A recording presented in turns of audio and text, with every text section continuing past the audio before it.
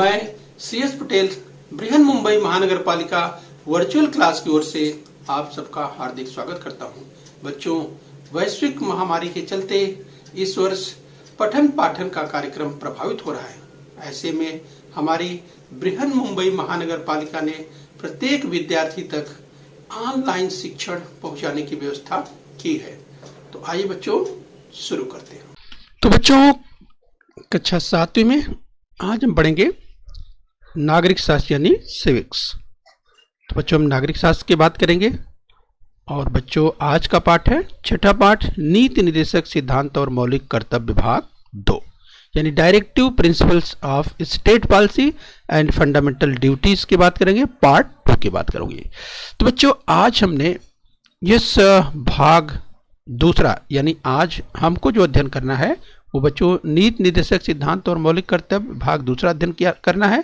बच्चों, भाग 1 हम पहले ही पढ़ चुके हैं। जिस बच्चों, तो मैं CS Patel virtual training centre MCGM Mumbai से। आइए बच्चों आगे बढ़ते हैं। तो बच्चों, पार्ट 1 में हमने अध्ययन किया हुआ है। तो बच्चों, अगर आपने इस पाठ का अगर पार्ट 1 आपने नहीं देखा है तो बच्चों इस पाठ को अर्थात नीति निर्देशक सिद्धांत और मौलिक कर्तव्य पार्ट 1 को आप अच्छी तरह से देख लीजिए, जिससे आप विस्तार से इस पाठ को समझ पाएंगे।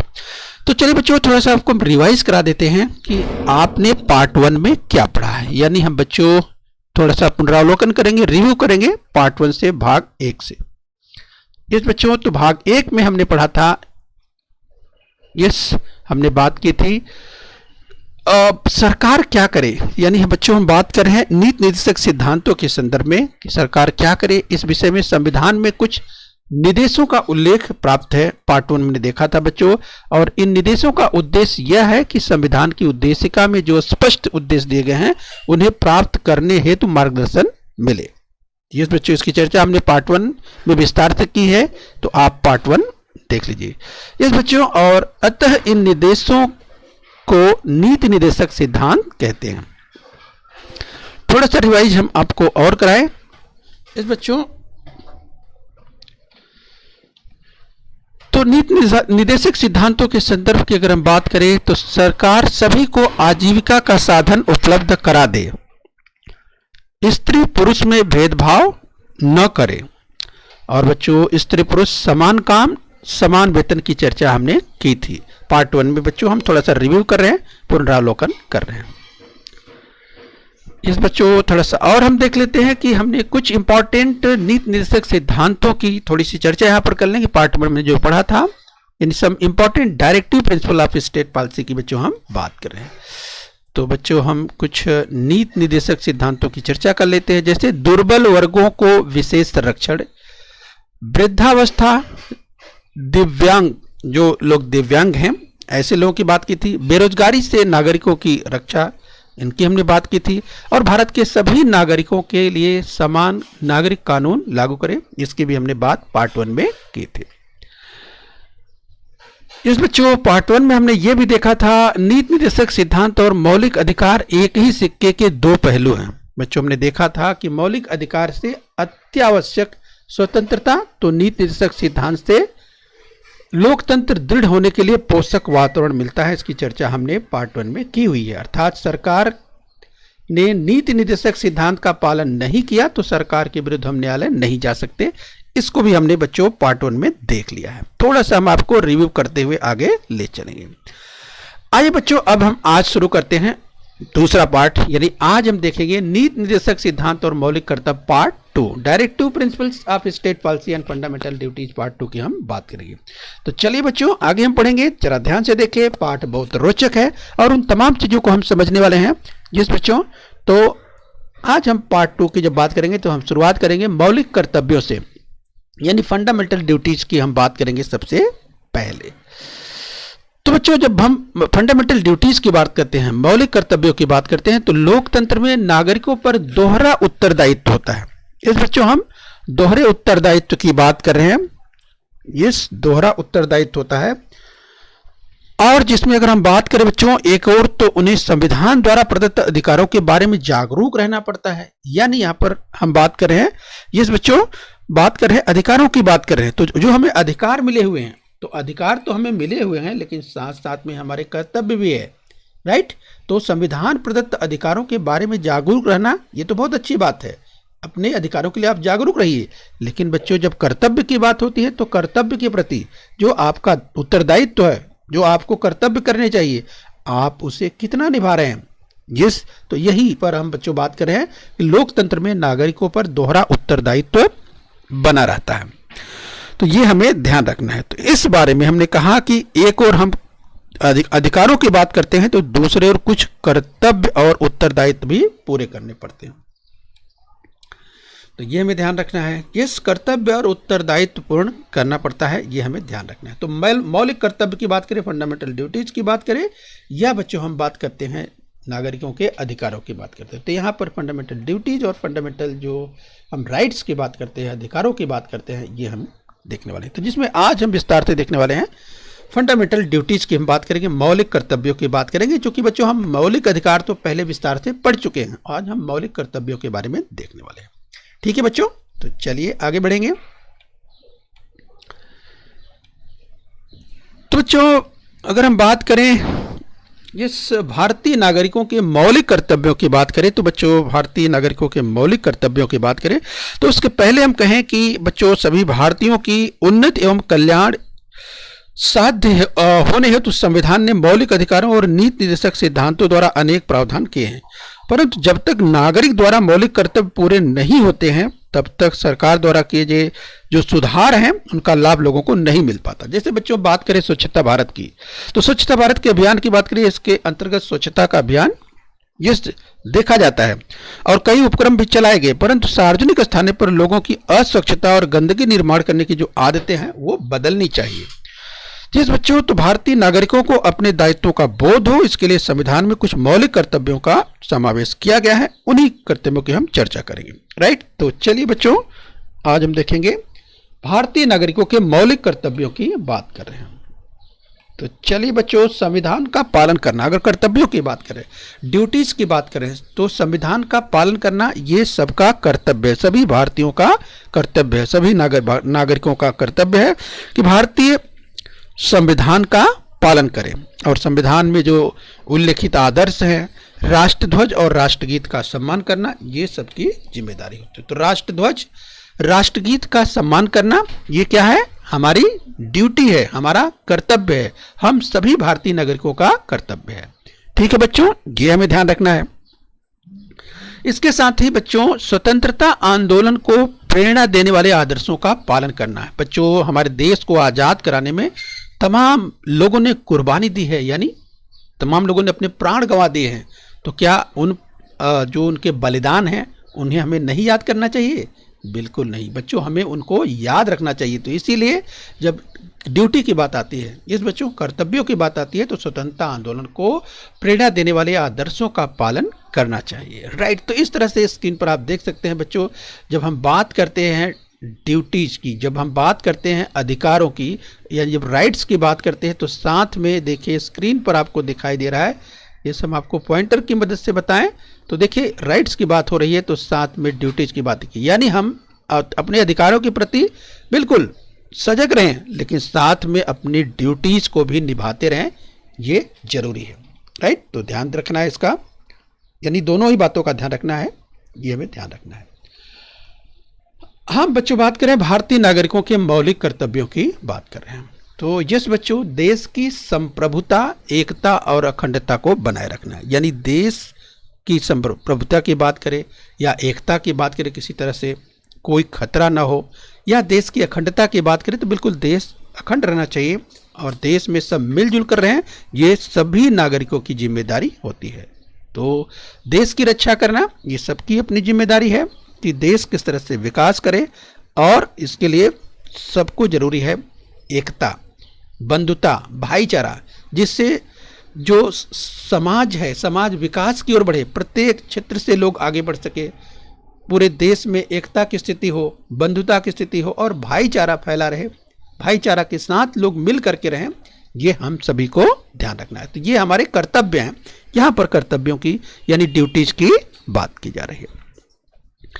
मिलीजुली सांस्कृतिक विरासत का निर्वाह करना। ये बच्चों मिलीजुली सांस्कृतिक की जब बात करते हैं यानी मिलजुल करके बच्चों समाज में ये अलग अलग पंथ के लोग, अलग अलग धर्म समुदाय के लोग रहते हैं, तो मिलीजुली संस्कृति की बात होती है। यानी प्रत्येक लोगों के अलग अलग अपने तीज त्योहार होते हैं, परंपराएं होती हैं, तो सबका सबका कह सकते हैं कि एक प्रकार से समर्थन करते हुए, सहयोग करते हुए और एक दूसरे के साथ मिलजुल करके समाज को, ये मिलीजुली सांस्कृतिक विरासत की जब बात करते हैं तो सबको मिल करके आगे बढ़ना चाहिए।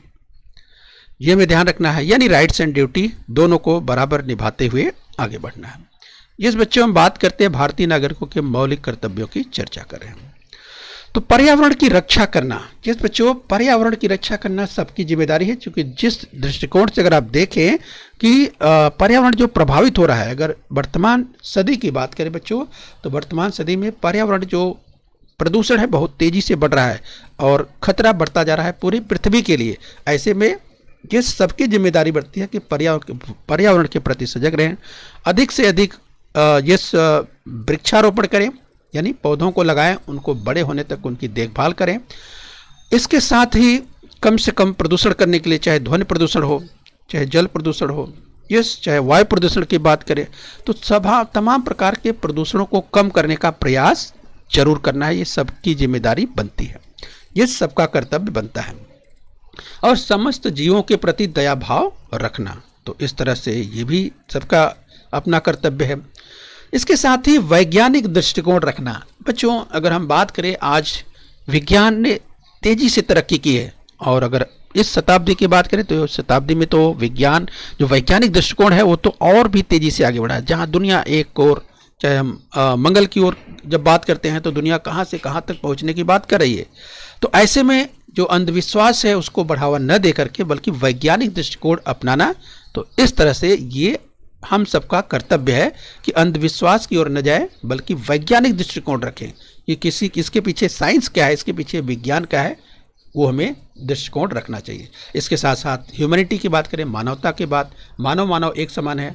ये जब पूरा दुनिया पूरा विश्व ग्लोबलाइज हो गया है तो मानव की जब बात होती है तो मानवतावाद ध्यान रखना है। और जिज्ञासा वृत्ति स्वीकार करना, यानी हमेशा किस जिज्ञासा की स्थिति, यानी कुछ जानना, कुछ सीखना, कुछ नया करना। नया करने से अर्थ है सीखना, अपना विकास करना। जिस बच्चों इसके साथ साथ देश के विकास की ओर हमेशा सोचना चाहिए, तो ये हमें ध्यान रखना है।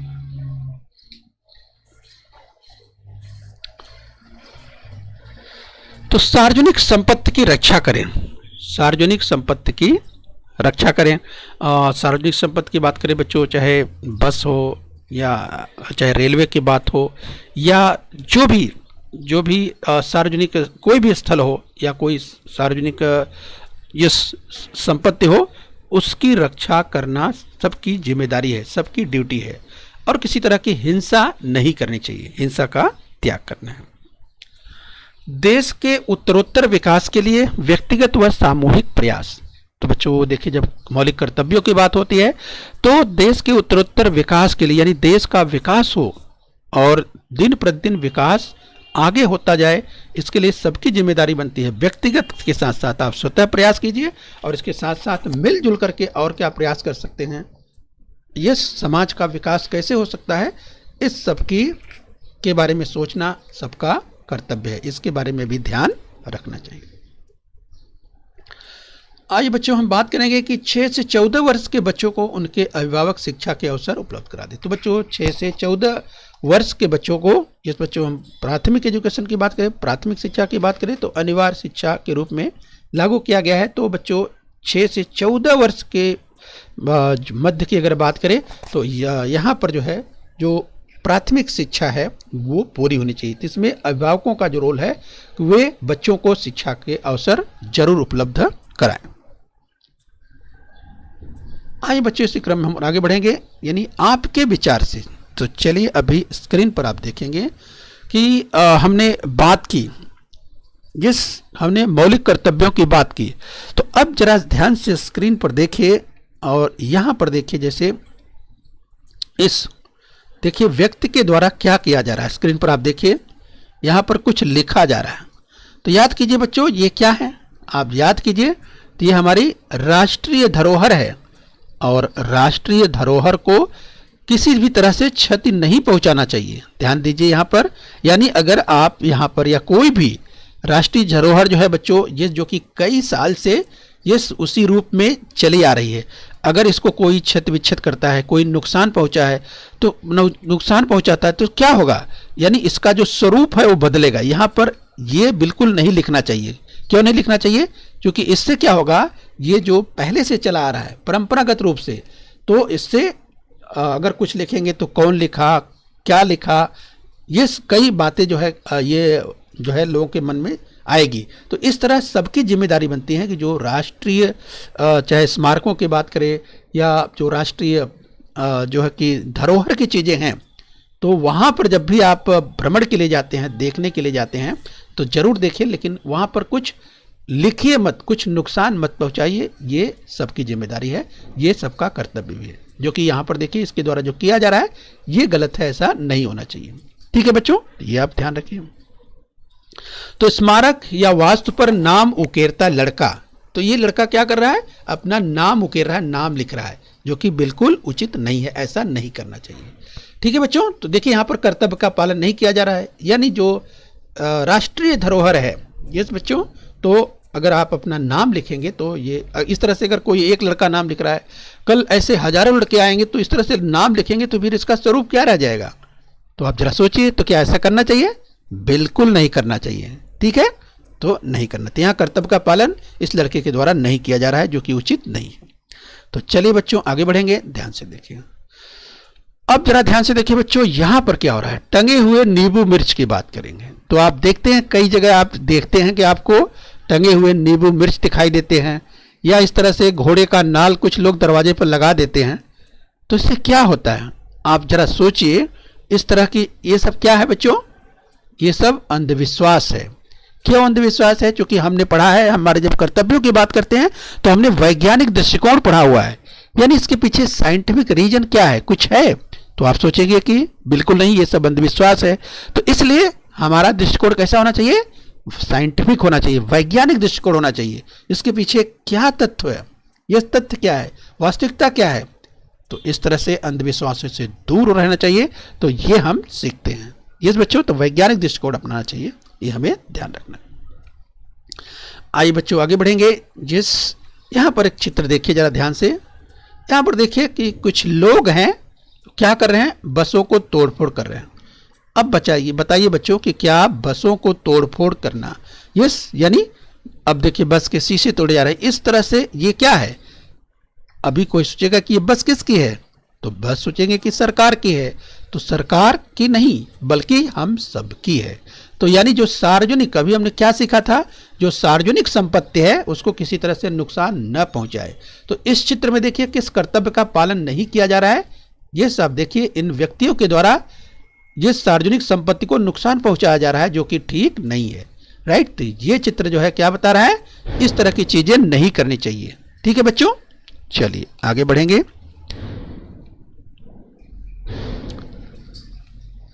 आइए बच्चों हम देखेंगे एक और चित्र आपको दिखाते हैं, जरा ध्यान से देखिए यहाँ पर क्या हो रहा है। तो देखिए यहाँ पर सड़क, आप देखिए यहाँ पर लोग गुजर रहे हैं और एक महिला के द्वारा देखिए क्या किया जा रहा है। आप देखिए सड़क पर कूड़ा फेंकती हुई महिला। अब इस महिला को सोचना चाहिए कि इस सड़क से लोग गुजर रहे हैं और अगर कूड़ा कचरा फेंका जाएगा तो कितनी बदबू आएगी और क्या होगा, पर्यावरण दूषित होगा, पर्यावरण प्रदूषित होगा। तो ऐसा नहीं करना चाहिए। कूड़े को कहाँ रखना चाहिए, कूड़े की जगह कूड़ेदान होती है तो वहाँ पर रखना चाहिए। यस, उसके लिए व्यवस्था बनी हुई है, उस व्यवस्था का पालन करना चाहिए। ऐसा नहीं करना चाहिए कि जहाँ भी अवसर मिले सड़क के किनारे इस कूड़ा कचरा फेंक देना चाहिए, ये ठीक नहीं है, इस तरह की चीज़ें नहीं होनी चाहिए। तो सोचिए, तो इस तरह से यहाँ इस महिला के द्वारा इस जब परिसर को स्वच्छ रखने की बात होती है, सबकी जिम्मेदारी है, सबका कर्तव्य है, और इस महिला के द्वारा ऐसा नहीं किया जा रहा है, तो ये भी उचित नहीं है, ये हमें ध्यान रखना है। ठीक है बच्चों, तो ऐसा नहीं करना चाहिए। सड़क के किनारे यहाँ वहाँ बिल्कुल ही कचरा नहीं फेंकना चाहिए। चलिए बच्चों इसी क्रम में हम और आगे बढ़ेंगे। आइए बच्चों यहाँ पर जरा ध्यान से देखेंगे, इस चित्र को आप जरा ध्यान से देखिए। इस चित्र को हम चलिए आपको जरा दिखाएंगे।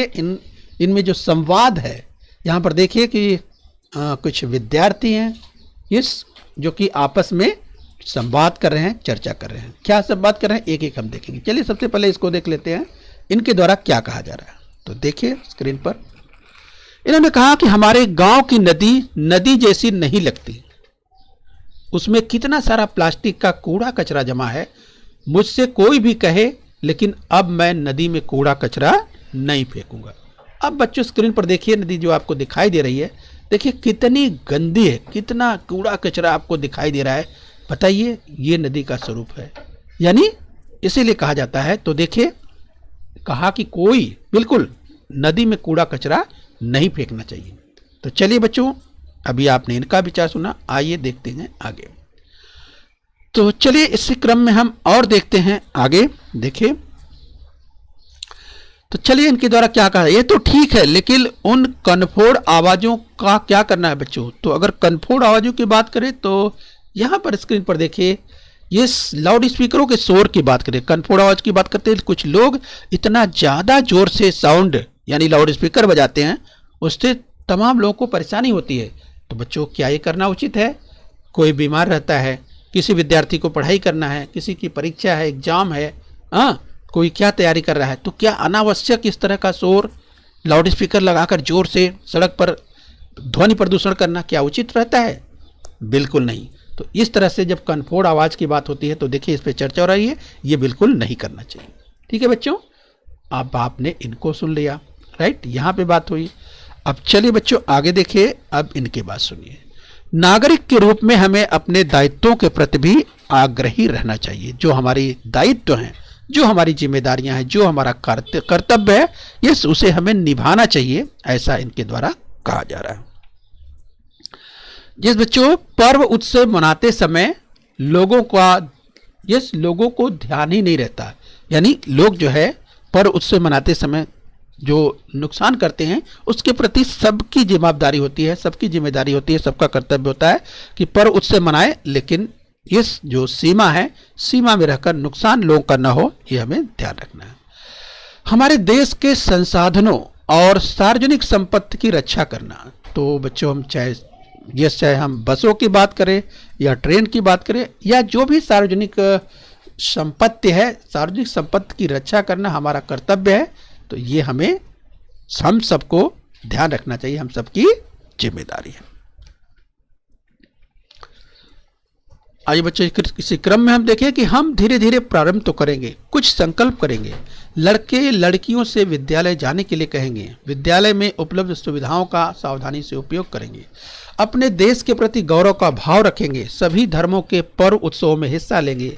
ये सभी पर्व त्योहार पर्यावरण को दूषित न करते हुए मनाएंगे, सार्वजनिक सुविधाओं का सावधानी के साथ उचित उपयोग करेंगे, स्वीकार्य हुए कार्यों को पूरी निष्ठा और उत्तम ढंग से करेंगे। तो ये हम सबकी जिम्मेदारी है, और जब सभी लोग इस तरह की बातें सोचेंगे तो निश्चित रूप से यस व्यक्तिगत विकास के साथ साथ, पारिवारिक विकास के साथ साथ, क्षेत्रीय विकास के साथ साथ पूरे देश का विकास होगा। तो ये सबकी जिम्मेदारी होती है और यही कर्तव्य है। सब लोगों को अपने कर्तव्यों के प्रति बिल्कुल सावधान रहना चाहिए, सजग रहना चाहिए और उनका पालन करना ही चाहिए। आइए बच्चों अभी हम आगे बढ़ लेते हैं। तुम्हें क्या लगता है, जरा याद कीजिए बच्चों, 6 से 14 वर्ष आयु वर्ग के लड़के लड़कियों को प्राथमिक शिक्षा का अधिकार प्राप्त है। यस बच्चों, 6 से 14 वर्ष के आयु वर्ग के सभी लड़के लड़कियों को प्राथमिक शिक्षा प्राप्त करना ही है, और इस आयु वर्ग के सभी लड़के लड़कियों को विद्यालय में प्रवेश लेना आवश्यक है, अनिवार्य है, ऐसा नियम बना हुआ है। फिर भी अनेक कारणों से लड़के लड़कियां विद्यालय में नहीं जा पाते, उन्हें अपने माता पिता की आर्थिक सहायता करने के लिए काम करना पड़ता है। तो बच्चों ऐसे लड़के लड़कियों को विद्यालय में ले आने का आग्रह करना उन पर अन्याय होगा, ऐसा तुम्हें लगता है क्या? यानी महत्वपूर्ण बिंदु है बच्चों। आप सोचिए कि कुछ, यानी पहले तो आप ध्यान रखिए बच्चों, 6 से 14 साल के सभी बच्चों को स्कूल में यानी प्राथमिक शिक्षा प्राप्त करना जरूरी है, लेकिन ऐसा कुछ नियम होने के बावजूद भी कभी कभी बच्चों ये भी देखा जाता है कि कुछ ऐसे लड़के लड़कियां हैं जो अपने माता पिता की आर्थिक सहायता करने के लिए काम पर जाते हैं। 6 से 14 वर्ष के बीच हैं और वो माता पिता की आर्थिक सहायता करने के लिए काम पर उनको जाना पड़ता है। ऐसे में क्या होता है, उनका वे स्कूल से वंचित रह जाते, वे नहीं सीख पाते। तो बच्चों जरा सोचिए कि ऐसे लड़के लड़कियों को विद्यालय में ले आने का आग्रह करना, यानी उन्हें स्कूल में डाल देना, ये यानी पढ़ाई के लिए, तो इस पर आपका क्या विचार है? तो बच्चों इस पे आप चर्चा कीजिए, ये बहुत ही महत्वपूर्ण मुद्दा है, इस पे आप विचार कर सकते हैं कि ऐसे कुछ लोग हैं, ऐसे कुछ बच्चे हैं जो कि ये अपने माता पिता की आर्थिक सहायता करने के लिए उन्हें काम करना पड़ता है और यही कारण है कि वे विद्यालय नहीं जा पाते। तो क्या ऐसे लड़के लड़कियों को विद्यालय में ले आने का आग्रह करना उन पर अन्याय होगा? ऐसा तुम्हें लगता है क्या? तो बच्चों इस पर आपको विचार करना है, आपका अपना विचार, और इस विचार से बच्चों आप अपने परिवार में और बच्चों जब आप अपने मित्रों के साथ हो, जब एक साथ आगे जब इकट्ठा होंगे तो आप वहाँ भी अपने विचार को रख सकते हैं। और जब स्कूल खुला रहेगा तो बच्चों वहाँ पर भी आप कक्षा में इस अपने विचार को रख सकते हैं, इस पर चर्चा कर सकते हैं। ठीक है बच्चों, चलिए बच्चों आगे बढ़ेंगे इसी क्रम में। तो बच्चों इस पाठ पुस्तक के प्रारंभिक पाठों में हमारा भारतीय संविधान के उद्देश्य और विशेषताओं से हमने परिचय प्राप्त किया था। भारतीय नागरिकों के अधिकार, उन अधिकारों को प्राप्त करने का संरक्षण का भी हमने विचार किया था। हमारे मौलिक कर्तव्य कौन कौन से हैं, इसको भी हमने पढ़ लिया है। अगले वर्ष बच्चों हमारे देश का शासन कैसे चला जाता है, उसका अध्ययन हम करने वाले हैं।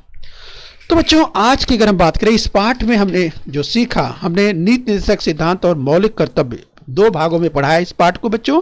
और पहले भाग में हमने जहां नीति निर्देशक सिद्धांतों का समावेश क्यों किया गया, कुछ महत्वपूर्ण नीति निर्देशक सिद्धांतों को हमने सीखा। और दूसरे भाग में बच्चों हमने विस्तार से मौलिक कर्तव्य जो फंडामेंटल ड्यूटीज हैं, इनको हमने दूसरे भाग में पूरा किया है। तो बच्चों आइए हम अभ्यास कर लेते हैं। तो चलिए बच्चों, सामने उचित अथवा अनुचित बताओ, अनुचित कथन को सुधारो। तो बच्चों आपके सामने स्क्रीन पर ध्यान से देखिए, कथन दिया हुआ है। अब आपको बताना है कि ये उचित है अथवा अनुचित। राष्ट्रध्वज को जमीन पर न गिरने देना। इस बच्चों जब राष्ट्रध्वज की बात आती है, तिरंगे झंडे की बात आती है, तो राष्ट्रध्वज को जमीन पर न गिरने देना बच्चों ये बताइए उचित है या अनुचित? तो बच्चों तमाम विद्यार्थियों ने उत्तर दे दिया होगा, तो चलिए अपना उत्तर टैली कीजिए। तो बच्चों उचित है, बिल्कुल उचित है। राष्ट्रध्वज को जमीन पर न गिरने देना, यानी राष्ट्रध्वज को जमीन पर नहीं गिरने देना चाहिए, इससे राष्ट्रध्वज का अपमान होता है। ये बच्चों तो इस तरह से राष्ट्रध्वज का बिल्कुल अपमान नहीं होना चाहिए, उसका सम्मान हर हालत में होना चाहिए। तो राष्ट्रध्वज को जमीन पर न गिरने देना ये उचित है। ठीक है, आइए बच्चों आगे देखेंगे। तो ध्यान से देखिए बच्चों, दूसरा कथन उचित अथवा अनुचित बताना है। अगर अनुचित कथन है उसको सुधारना है। राष्ट्रगीत जब चल रहा हो उस समय सावधान की स्थिति में खड़ा रहना। तो बच्चों बताइए, ये तो बहुत ही आसान है और मुझे लगता है तमाम विद्यार्थियों ने इसका उत्तर दे भी दिया होगा। राष्ट्रगीत जब चल रहा हो उस समय सावधान की स्थिति में खड़ा रहना, ये उचित है या अनुचित है? तो तमाम बच्चों ने इसका उत्तर दे दिया होगा। इस बच्चों तो अपना उत्तर टैली कीजिए। ये कथन बिल्कुल उचित है, यानी राष्ट्रगीत जब चल रहा हो उस समय सावधान की स्थिति में खड़ा रहना ये उचित है। आइए बच्चों आगे बढ़ेंगे इसी क्रम में। ध्यान से देखिए एक और कथन, हमारे ऐतिहासिक स्मारक या वास्तु पर अपना नाम लिखना या उकेरना। यानी हमारे ऐतिहासिक स्मारक है अगर कोई, तो उस पर अपना नाम लिखना, तो क्या ये उचित है अथवा अनुचित? याद कीजिए बच्चों, इसकी भी हमने चर्चा की थी, तो तमाम विद्यार्थियों को याद आ गया होगा। तो चलिए अपना उत्तर टैली कीजिए। कुछ बच्चों ने उत्तर दे दिया होगा अनुचित, यानी हमारे ऐतिहासिक स्मारक हैं या वास्तु है उस पर अपना नाम लिखना या उकेरना, ये क्या है? अनुचित है। तो बच्चों यहाँ पर क्या सूचना दी गई है कि अगर अनुचित है, ये कथन अनुचित है, तो इसको सुधार कर लिखना है। यानी हमारे ऐतिहासिक स्मारक या वास्तु पर अपना नाम उकेरना, लिखना, तो इसको क्या करना है?